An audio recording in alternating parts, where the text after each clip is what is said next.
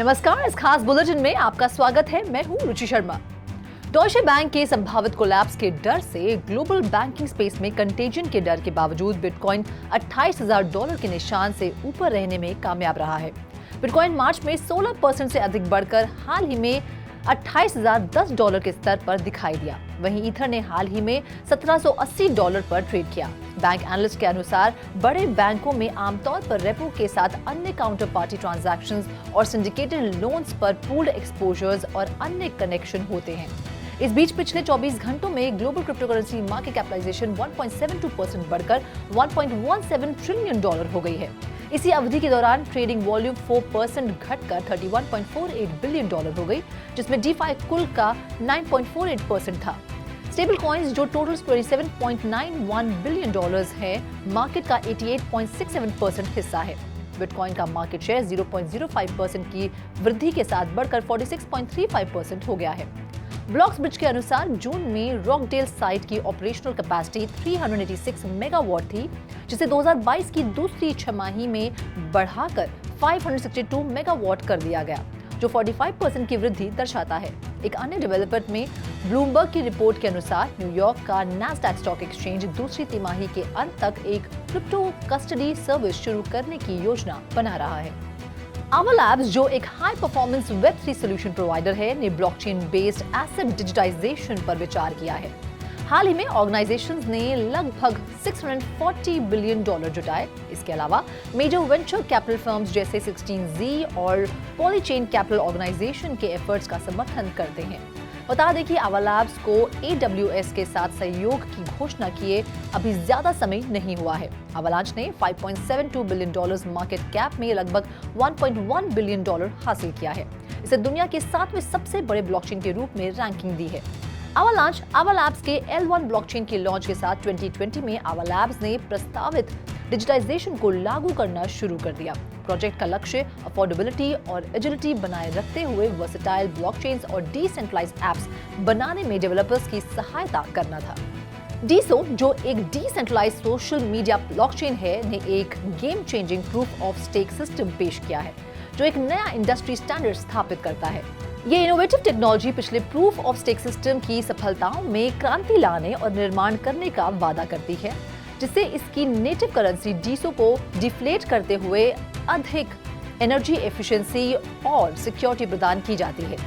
इस नए proof of stake system को लागू करना डीसो ब्लॉकचेन के लिए एक सिग्निफिकेंट माइलस्टोन है, जिसने सिक्वोया, एंडरसन हॉरोविट्ज, कॉइनबेस वेंचर्स और अन्य से फंडिंग में $200 मिलियन जुटाए हैं।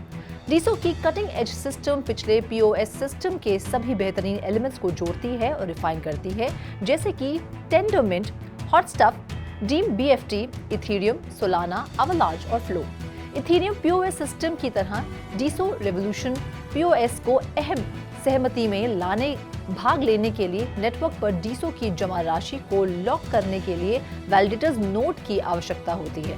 क्रिप्टो का उपयोग कोलैटरल के रूप में नोट्स को कंपेल करने के लिए मजबूर करता है और नेटवर्क को सुरक्षित रखने में मदद करता है। Leading blockchain based company crypto miners club ने पॉलीगॉन ब्लॉकचेन पर अपने मच एंटिसिपेटेड NFT कलेक्शन का फर्स्ट फेज शुरू किया है। 4 फेज प्रोजेक्ट में 8,888 NFT शामिल हैं, जिसमें से हर की अपनी कैरेक्टरिस्टिक्स और फीचर्स का सेट है। KMC का एम क्रिप्टो माइनिंग के लिए एक डिसेंट्रलाइज्ड प्लेटफॉर्म प्रोवाइड करना है, जिससे यूजर्स ब्लॉकचेन नेटवर्क को सिक्योर और स्टेबलाइज करने में मदद करते हुए रिवॉर्ड्स अर्न कर सके। फर्स्ट फेज में 2,222 NFTs शामिल थी, जिसमें व्हाइट लिस्ट मिंट के दौरान लगभग 70% NFT बेची गई थी। बची हुई 688 NFTs अब जनरल पब्लिक द्वारा मिंट की जा सकती हैं। सैंडबॉक्स इंडस्ट्री के बेस्ट सॉल्यूशन प्रोवाइडर्स में से एक लेजर के साथ साझेदारी करने अपनी सिक्योरिटी को मजबूत कर रहा है। सैंडबॉक्स ने 23 मार्च को अपने सिक्योरिटी स्टैक और ट्रेजरी मैनेजमेंट को बढ़ाने के लिए top security solution provider Ledger के साथ साझेदारी की घोषणा की। इस कोलैबोरेशन के जरिए Ledger metaverse platform brand partners को सिक्योरिटी इंटीग्रेशन प्रोवाइड करेगा, जिससे उनके लिए लैंड और NFT कलेक्शंस जैसी एसेट्स को सिक्योर करना आसान हो जाएगा। अप्रैल 2022 में दोनों कंपनियों ने पहली बार क्रिप्टो यूजर्स को मेटावर्स सिक्योरिटी मेजर्स के बारे में एजुकेट करने के लिए कोलैबोरेट किया। ये दूसरी बार है जब दोनों कंपनियों ने एक साथ काम किया है। मेटावर्स में डेवलप होने वाली फर्म्स को उनके वर्चुअल वर्ल्ड में रियलिस्टिक बनाने में मदद करने के लिए एनवीडिया और माइक्रोसॉफ्ट ने कोलैबोरेशन की घोषणा की है। अलायंस एनवीडिया के ओमनीवर्स और माइक्रोसॉफ्ट 365 प्रोग्राम जैसे टीम्स और वन ड्राइव के इंटीग्रेशन को भी देखेगा, जो एनवीडिया के सीईओ जेनसन हुआंग ने डीपर डेवलपर कोलैबोरेशन की अनुमति देने का दावा किया है।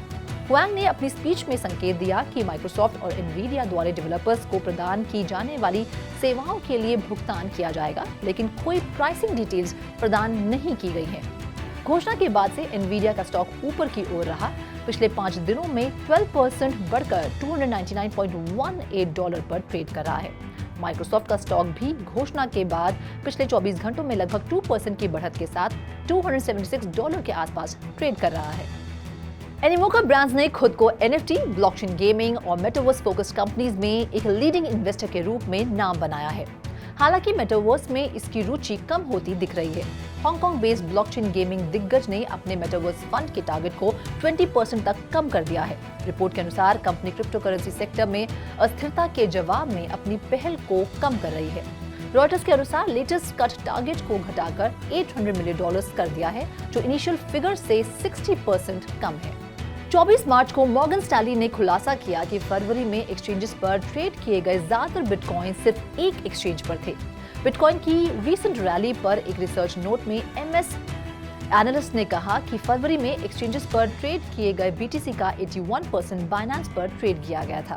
नतीजतन मॉर्गन स्टैनली ने निष्कर्ष निकाला कि बाइनेंस ट्रेडर्स अब बिटकॉइन के लिए डेली प्राइस निर्धारित करते हैं, जबकि ज्यादातर इन्वेस्टर्स कॉइनबेस के बारे में पूछताछ करते हैं। उनका मानना है कि मार्केट में क्या चल रहा है ये समझने के लिए बाइनेंस पर फ्लोस की बारीकी से निगरानी की जानी चाहिए। कॉन्टेक्स्ट के लिए जनवरी में बिटकॉइन के 40% बढ़ने के बाद बाइनेंस पर ट्रेड किए गए बीटीसी USDT की वॉल्यूम 2022 में शुरुआत में सिर्फ 4x होने के रिलेटिव कॉइनबेस पर इक्विवेलेंट पेयर के 38 गुना तक पहुंच गई।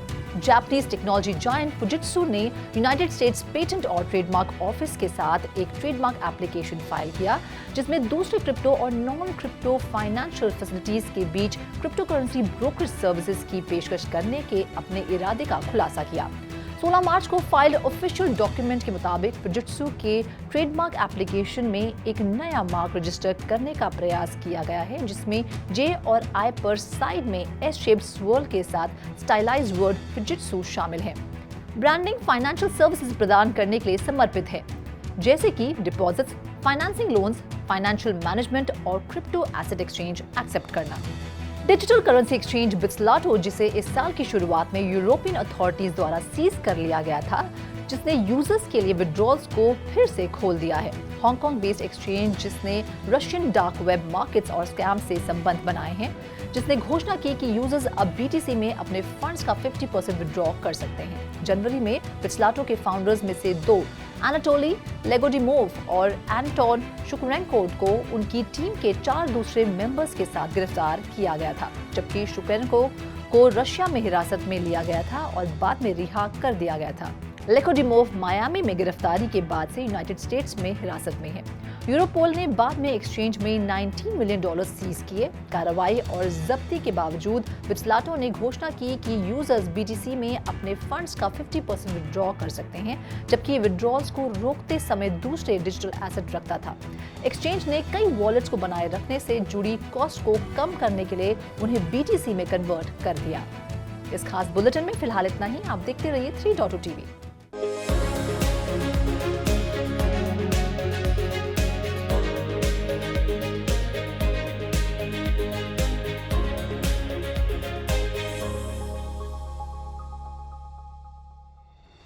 Bitcoin, the largest cryptocurrency by market value, has managed to stay afloat above $28,000 mark amid fears of Deutsche Bank possible collapse may trigger contagion among global banking space. Bitcoin was recently quoting at $28,010. BTC rose more than 16% in March. Ether, the second largest cryptocurrency, recently traded at $1,780. Large banks tend to be interconnected with shared exposures on syndicated loans and via a web of repo and other counterparty transactions, bank analysts said.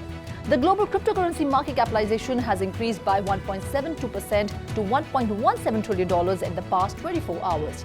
During same period, the trading volume has decreased by 4% to $31.48 billion, with DeFi making up 9.48% of this total.